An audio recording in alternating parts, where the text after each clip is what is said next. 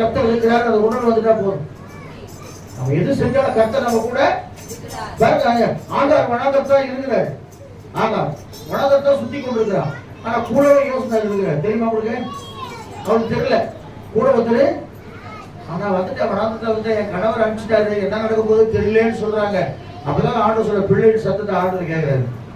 கேட்டு அங்கேயும் ஒரு நீர் ஊற்ற காண்பிக்கிறாரு. அந்த இஸ்ரவேல் ஜனங்க வராங்க. அவங்க கூப்பிட்டாங்களா, ஆண்டவரே நீங்க மேக ஸ்தம்பமா அக்னி ஸ்தம்பம் எனக்கு வாங்கினாங்களா? அவங்க கேட்கவே இல்லை. ஆனா ஆண்டவர் மேக ஸ்தம்பமா அக்னி ஸ்தம்பமா அவங்க கூடவே போறாரு.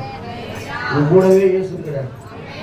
விசுவாசி பாருங்க, கூடவே கர்த்தர் இருக்கிற. பாடே வேணாம், கூடவே இருக்கணும்.